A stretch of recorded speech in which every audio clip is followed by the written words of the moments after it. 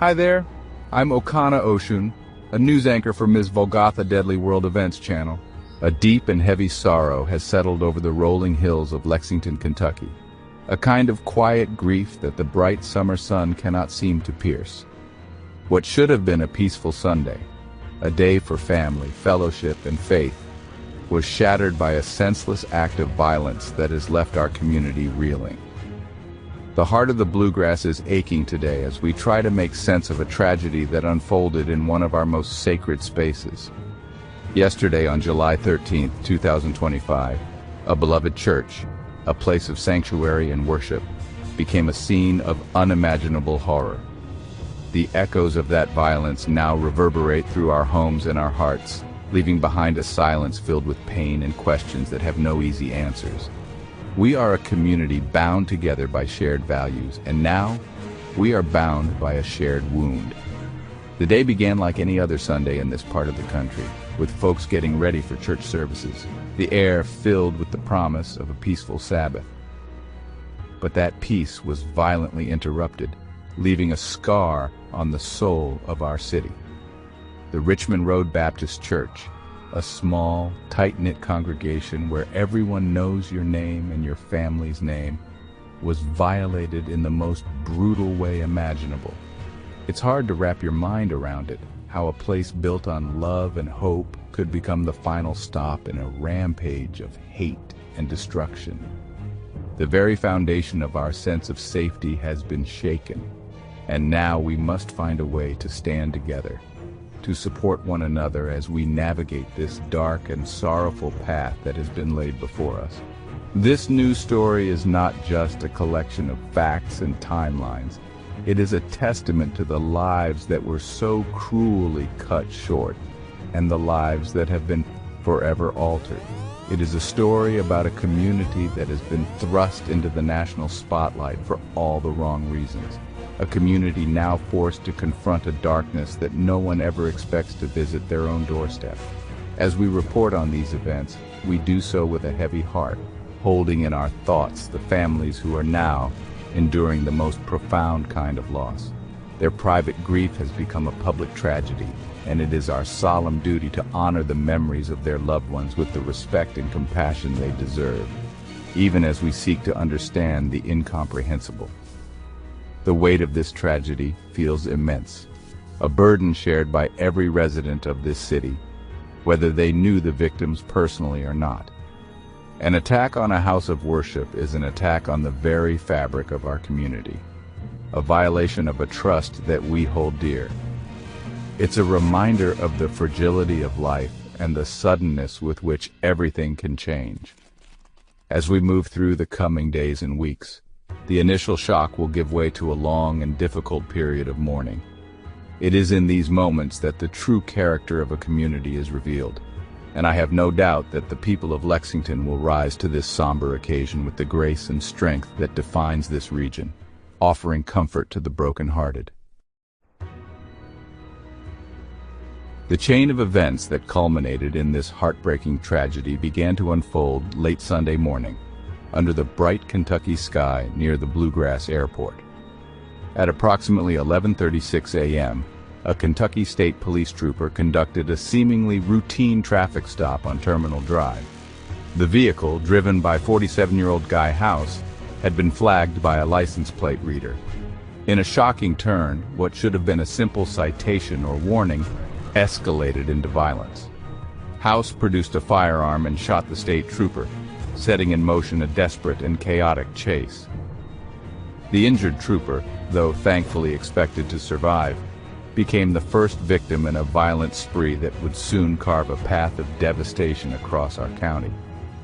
This initial act of aggression was a terrifying prelude to the horror that was yet to come. Fleeing the scene of the first shooting, Guy House abandoned his own vehicle and committed a carjacking, forcing the driver of another car out of their seat. The occupant of that car was left physically unharmed, but undoubtedly shaken by the terrifying encounter. Now in a new vehicle, House led law enforcement on a frantic pursuit, traveling roughly 16 miles across Lexington. The chase cut through our familiar streets, a blur of sirens and speed that ended at the one place where peace should always be guaranteed: a church. He arrived at the Richmond Road Baptist Church, a destination that investigators are now working tirelessly to understand. Why this church? Why this congregation? These are the questions that haunt us as we trace his violent journey. Upon arriving at the church with the Sunday service likely underway, Guy House did the unthinkable. He entered the sanctuary and opened fire on the unsuspecting parishioners gathered inside. The sacred calm of the service was shattered by gunfire, a sound that has no place within those hallowed walls, turning a house of prayer into a place of terror and bloodshed. His actions were swift, brutal, and utterly devastating. The congregation, composed of families and longtime friends, had no time to react, no way to comprehend the sudden eruption of violence that had invaded their sanctuary. Responding law enforcement officers who had been in close pursuit arrived at the scene and engaged the shooter, ultimately ending the threat when they fatally shot House inside the church. The aftermath was a scene of chaos and profound grief. The sanctity of the Sabbath had been desecrated, and the lives of those inside were irrevocably changed. The swift response of the law enforcement officers at the scene undoubtedly prevented further loss of life, but their necessary actions could not undo the damage that had already been done. They ran toward the danger, putting their own lives on the line to protect the innocent, and for that, our community is grateful. But even in their bravery, we are left with the cold, hard reality of the lives lost and the deep, painful wounds, both physical and emotional, that were inflicted in a matter of minutes. The journey from that airport road to the church altar was a path of pure destruction. In the wake of this senseless violence, our community is now forced to name the fallen and mourn their loss. The Fayette County Coroner's Office has confirmed the identities of the two souls who were taken from us inside the Richmond Road Baptist Church. They were 72-year-old Beverly Gum and her 32-year-old daughter, Christina Combs. Beverly was the wife of the church's pastor, a woman who had dedicated her life to her faith and her congregation. Christina was her beloved daughter.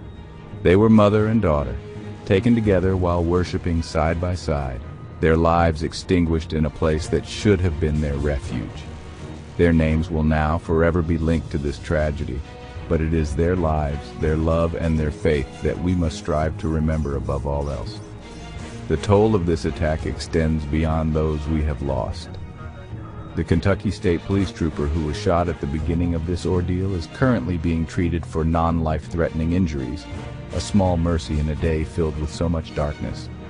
However, 2 other men who were inside the church were also shot. One of them is now fighting for his life in critical condition at a local hospital, while the other is reported to be in stable condition. We pray for their full and complete recovery, just as we pray for the families of Beverly and Christina, who are now navigating a grief so profound it is beyond words. The ripple effects of this single act of violence have spread far and wide, touching so many lives with its indiscriminate cruelty. As our community grieves, investigators are working tirelessly to piece together a motive for this horrific act. Lexington Police Chief Lawrence Weathers stated in a press conference this morning that authorities believe the shooter, Guy House, may have had a connection to the individuals at the church, but the nature of that connection remains unclear. The investigation is complex, delving into House's own troubled past and his lengthy criminal history in an effort to understand what could possibly drive a man to commit such a heinous crime. For the families of the victims and for a community desperate for answers, the question of why hangs heavy in the air, a painful and persistent echo in the silence left behind. The official response has been one of deep sorrow and condemnation. Kentucky Governor Andy Beshear spoke for all of us when he said violence like this has no place in our commonwealth or country, calling the shooting devastating. These words, while offering some small comfort, cannot erase the pain that has been inflicted upon our city. The road to understanding, let alone healing, will be a long and arduous one. As the Kentucky State Police and the Public Integrity Unit continue their investigation, We can only hope that they find the answers that might bring some small measure of closure to the families who have lost everything. But for now we are left with the questions, the grief, and the memory of two good women taken far too soon. In these difficult hours, when sorrow seems to be an all-consuming cloud, it is more important than ever that we turn to one another for support. The path through grief is not one that should be walked alone. For those of us who feel overwhelmed by the news, it is crucial to acknowledge those feelings and to seek comfort in the company of family, friends, and neighbors. It's all right to not be all right. It's all right to feel angry, confused, or just profoundly sad. Reach out, talk to someone, and do not carry this heavy burden in silence. Local faith leaders, counselors, and community centers are preparing to offer resources and a listening ear to anyone who needs it. We must be a community that cares for its own, especially when they are hurting. This tragedy calls upon us to be better neighbors and more compassionate citizens. Check in on your friends and family, especially those who may be more isolated or who were closer to the events that unfolded. A simple phone call, a shared cup of coffee, or a moment of quiet companionship can make a world of difference to someone who is struggling. We must actively look for ways to lift each other up, to offer a shoulder to lean on without waiting to be asked. In the face of such darkness, our collective light of empathy, kindness, and solidarity is our most powerful response. Let us transform our grief into a shared commitment to support every single member of our fractured community. It is also a time for patience and for grace. The healing process will be long and it will be different for everyone. There is no timeline for mourning, no correct way to process a tragedy of this magnitude. Let us give each other the space to grieve in our own ways, without judgment or expectation. Let us be patient with our leaders and law enforcement officials as they conduct their thorough investigation. And let us be patient with ourselves as we navigate the complex emotions that will surface in the days, weeks, and months to come. This is a marathon, not a sprint, and our collective endurance will be fueled by our compassion for one another. Ultimately, as we mourn, we must also remember. We must remember Beverly Gum and Christina Combs not for how they died, but for how they lived, with faith, with love for their family, and with devotion to their community. We must hold their memories in our hearts and honor their lives by recommitting ourselves to the values of peace and fellowship that they cherished. Though our hearts are broken, the spirit of Lexington is not. We are a resilient people, and we will find our way through this darkness together. We will lean on our faith, our families, and our friends, and we will emerge from this tragedy united in our sorrow, and eventually united in our healing. May God rest their souls, and may God bless this community